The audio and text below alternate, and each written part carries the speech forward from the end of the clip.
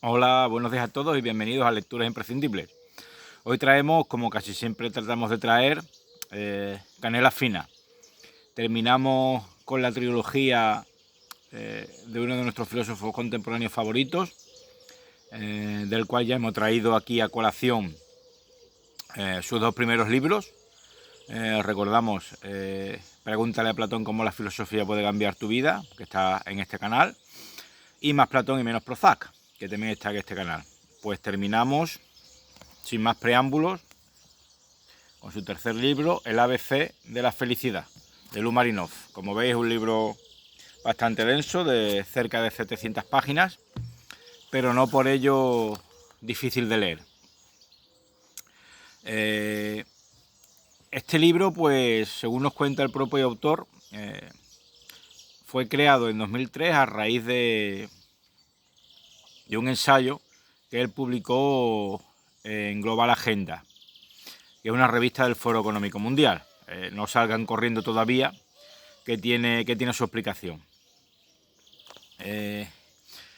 Tenemos que tener en cuenta la gran diferencia que hay entre globalización y globalismo.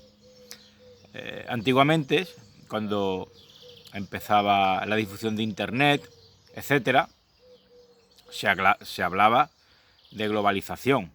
La globalización puede ser maravillosa. La globalización permite a cualquiera de ustedes que esté en China, en Japón o en los amados países latinoamericanos, pues ver este vídeo. Otra cosa es el globalismo, que es aquello en lo que se ha transformado después la globalización, la segunda parte, o en lo que pretende transformarse, ¿verdad? El autor aquí va de lo general a lo particular y nos explica primero cómo las sociedades pueden ser, primero cómo el mundo puede ser feliz, después cómo las sociedades pueden ser felices y finalmente cómo el individuo puede ser feliz. ¿Cómo se consigue esto? Con el ABC de la felicidad. ¿Y qué es el ABC? Muy fácil. El autor se basa en Aristóteles, de ahí la A, en Buda, de ahí la B, y Confucio, ahí la C. Estos tres filósofos, tan distintos entre sí, pero que tienen un elemento en común, que ahora veremos, son los que nos pueden conducir a la felicidad, tanto el mundo, a las sociedades, como al individuo. El autor comienza su alocución diciendo que, bueno, en la aldea global han existido desde tiempos inmemoriales 4 grandes tradiciones que han chocado entre sí.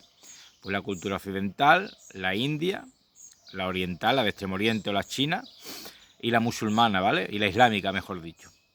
Y que la globalización hace un intento por encajar estas 4 piezas en el puzzle.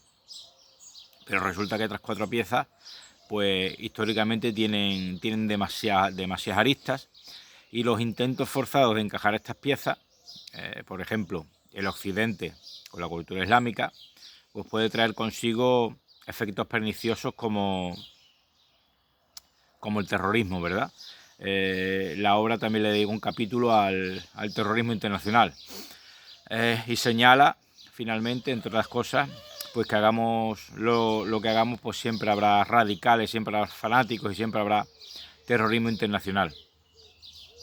¿Y cómo podemos encajar estas piezas a nivel global?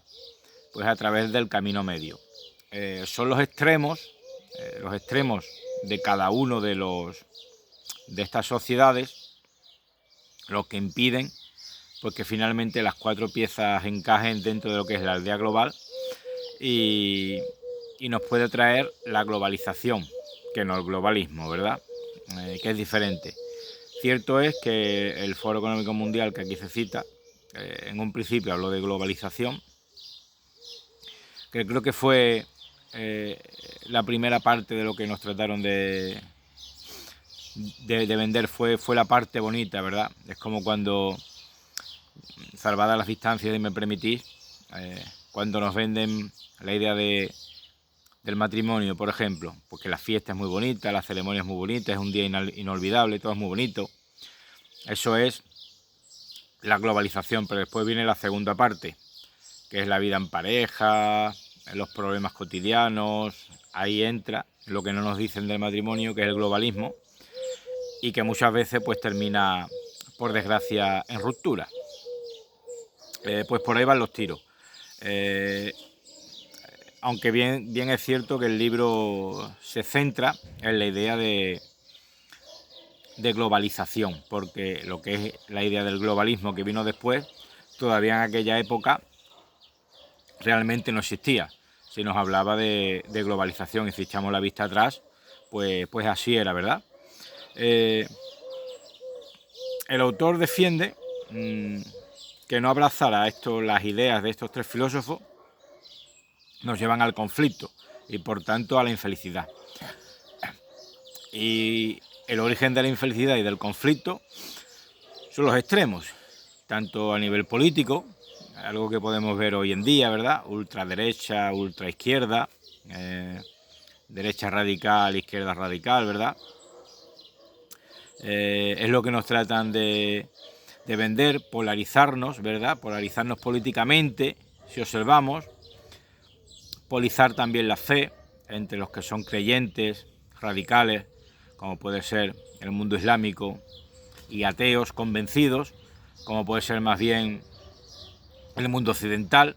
De ahí que se produzca un choque de civilizaciones insalvables, ¿verdad? También tenemos los extremos tribales, ¿verdad? Entre mestizaje sí, mestizaje no, de las diferentes sociedades. Algunas sociedades, pues por ejemplo, como la China, son famosas por su no mestizaje, ¿verdad? Allí es raro ver un occidental casado con una china, por no decir imposible.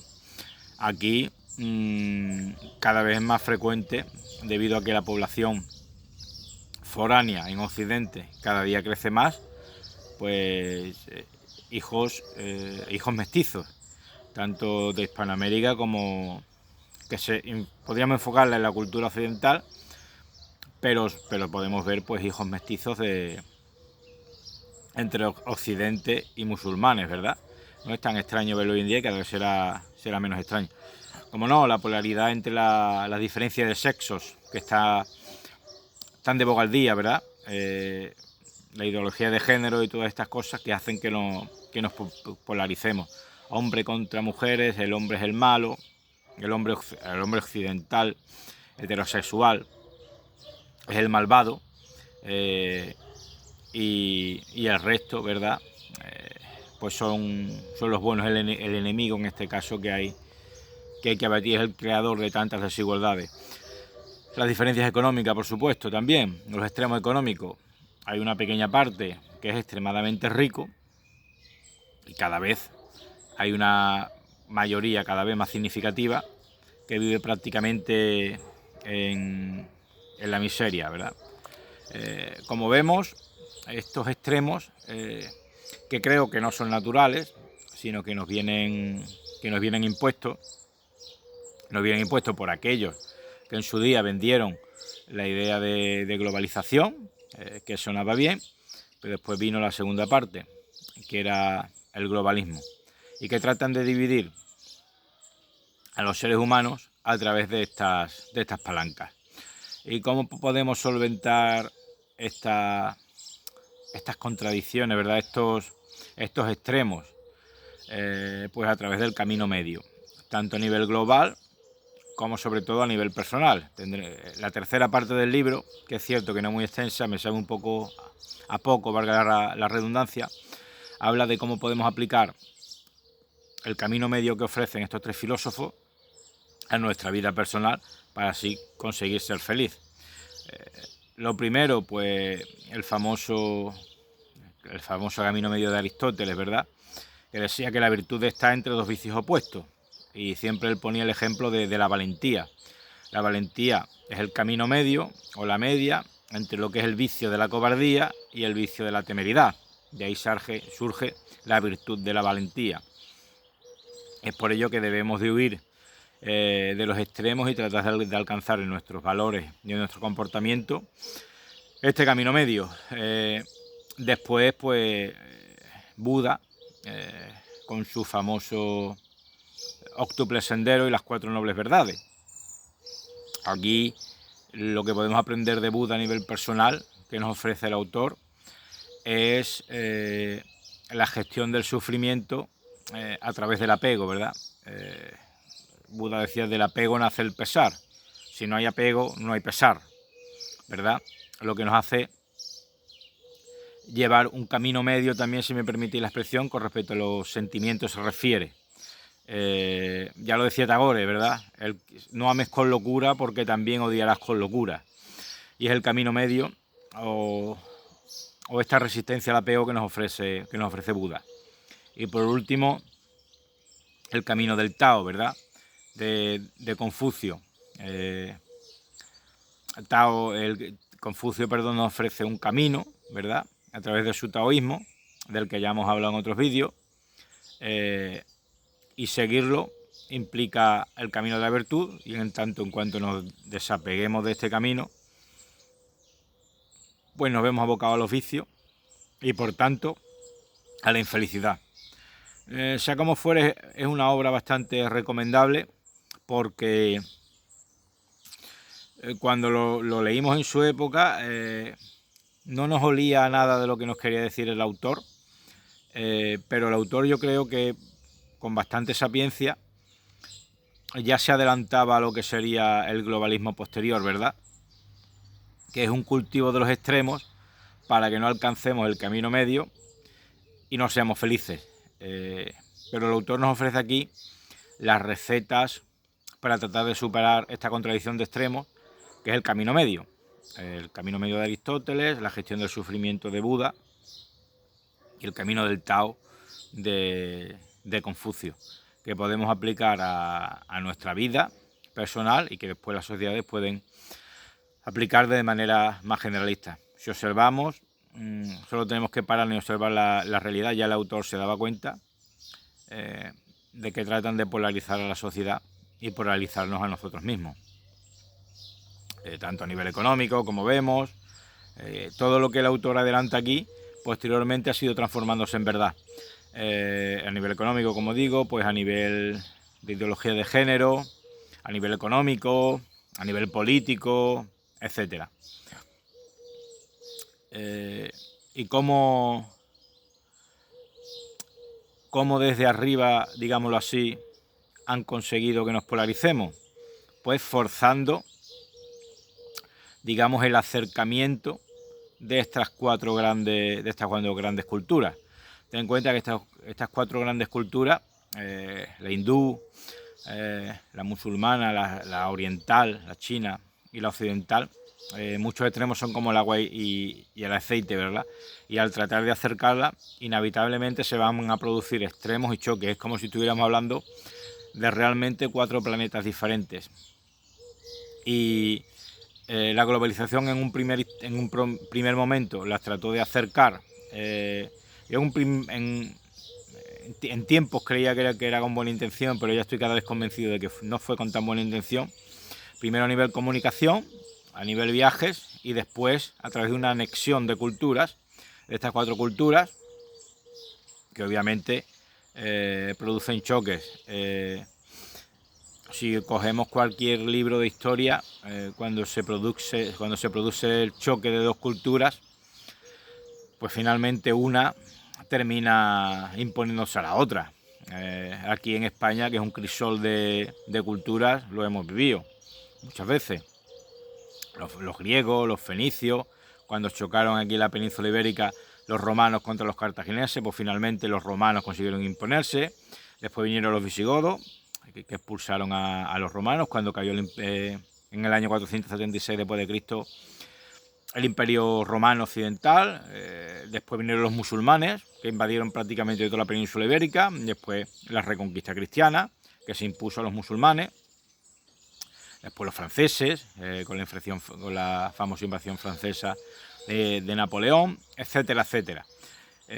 Y aunque si bien es cierto que siempre queda un pozo de las culturas que quedaron, finalmente la cultura que llega, pues poco a poco termina por imponerse. Es igual que cuando, pues, en el siglo XVI los españoles llegaron allá a Hispanoamérica, que es lo que queda, por desgracia, del mundo indígena que había allí. de aztecas, de incas, de mayas, etcétera. Pues por desgracia solo quedan vestigios. Al final imponieron la religión, allí ya nadie, y corríjame si me equivoco, nadie adora a los dioses mayas y aztecas que había allí entonces, sino allí las personas o son ateas o adoran a Jesucristo normalmente. Allí ya son muy pocos los que hablan el idioma indígena, sino que casi todo el mundo habla español.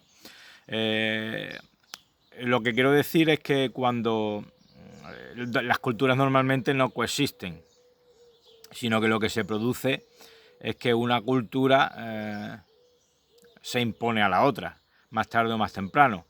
Imaginad esto, en un tablero global donde hay 4 grandes culturas como la que hemos descrito, que a la fuerza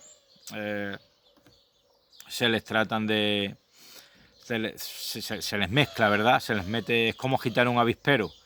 De ahí surge el terrorismo internacional, de ahí pueden surgir grandes conflictos como el caso de que se le toque los huevos con perdón a China, con la cuestión de Taiwán, etcétera, etcétera.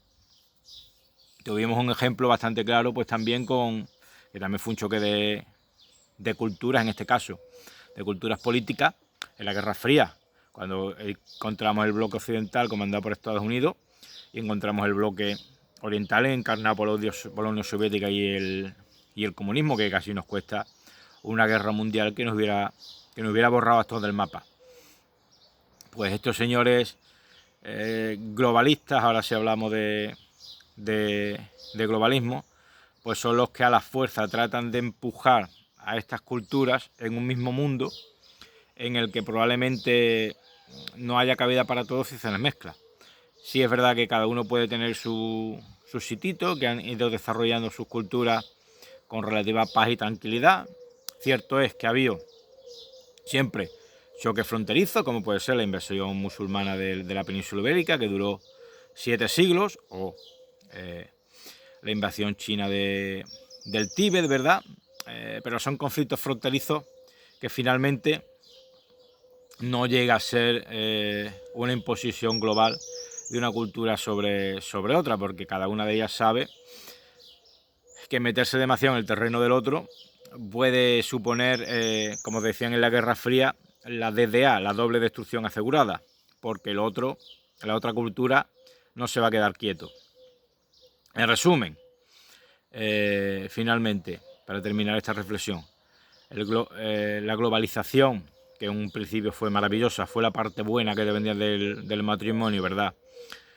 Se fue transformando en globalismo, y el globalismo implica una mezcla forzada de estas culturas, ¿verdad? Una mezcla forzada que provoca, indudablemente provocan conflictos, ¿verdad? Y que son realmente insalvables y que hace que la población se polarice. Ya lo decía el Foro Económico Mundial, ¿verdad? Que tenía previsto en uno de sus ítems, los mismos que decían no tendrás nada y serás feliz, ¿verdad?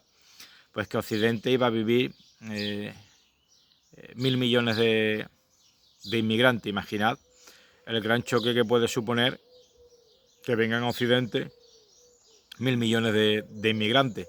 El choque cultural tan grande que eso puede suponer, porque ellos tienen sus costumbres, tienen sus religiones y se va a producir indudablemente conflictos que son provocados, porque si el globalismo en este caso no les abre la puerta y no les invita a pasar, que no es algo forzado, no es algo natural, pues probablemente no se produciría este choque de culturas. Nos tratan de vender la unión de culturas, ¿verdad? O algo así que decía Zapatero, un presidente español, ¿verdad? Pero finalmente la realidad y la historia nos demuestra otra cosa. Que normalmente cuando se unen dos culturas, y además tan diametralmente opuestas, no sale o no suele salir una cultura mixta, sino lo que suele pasar es que una de las culturas se imponen a la otra. Esto obviamente lo saben ellos. La cuestión es cuál van a ser los movimientos del tablero. Si echamos un poco la vista adelante, y aquí puede que me columpie, me gustaría conocer vuestra opinión. Pues en principio, geográficamente lo más cercano se está produciendo, lo vemos todo, un choque entre la cultura occidental y la cultura islámica forzado. El plan que tienen esta gente es que la cultura islámica se sobreponga a la cultura occidental, creo que eso todo lo vemos, y la cultura china, pues por poder, se sobreponga a la cultura hindú, esto en un primer término. Así que de estas 4 grandes culturas, al pasar de los años, quizá en el año 2030 o 2050, a raíz de la Agenda 2030 y 2050, nos encontremos solos con prácticamente dos culturas. Es cierto que esto es muy largo, ¿eh? Esto no va a pasar de hoy a mañana, pero ya lo estamos viendo. De tal suerte que vamos a tener 2 culturas, la cultura islámica, por un lado, que se va a hacer con Occidente, si nadie lo remedia, y la cultura china, que se va a hacer con la cultura hindú. Y finalmente pues se producirá más tarde o más temprano, para ser finalmente globalistas completos, un choque entre las 2 grandes culturas que van a quedar, la cultura islámica y la cultura china. Y finalmente entendemos que se impondrá la filosofía de la cultura china, sobre todo a raíz del pozo político que tiene la cultura china y no tiene la cultura musulmana. No olvidemos que la cultura china pues son comunistas, y el globalismo pues tiene un pozo globalista, un pozo comunista, ¿verdad?, o neocomunista bastante serio. De ahí su cita famosa: no tendrás nada y serás feliz. De tal suerte que nos encontramos ante un choque provocado de culturas, en la que es previsible, si no hacemos nada para remediarlo, que la islámica se va a comer a la occidental, la china se va a comer a la hindú, ya se la está comiendo, y que finalmente dentro de muchos años pues la cultura china se comerá a la islámica, y así sí verdaderamente podremos decir que hay una cultura global a través del espíritu de la cultura china, que en ese caso se olvidarán un poco de Confucio y seguirán la égida doctrinal de Mao, más bien, me parece a mí. ¿Y cómo podemos superar nosotros esto en el ahora? Pues a través del camino medio, ¿verdad? Como decían tanto Aristóteles, Buda y Confucio. Es por ello que es una obra muy recomendable, que a pesar de que fue escrita hace 20 años, ya nos indica por dónde va a ir los tiros el mundo, y Luz Marinós de una manera magistral.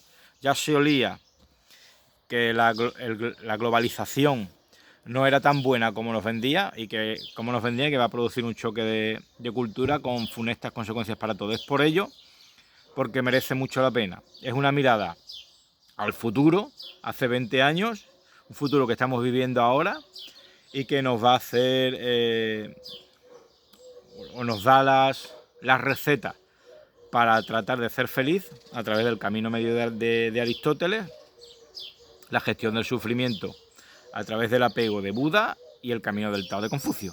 Muchas gracias, perdón por hacer este vídeo demasiado largo, pero creo que el tema lo merece, invita a una reflexión muy profunda. No olviden suscribirse si no lo están, que es totalmente gratuito. Por favor, denle a like, comenten y compartan. Muchas gracias.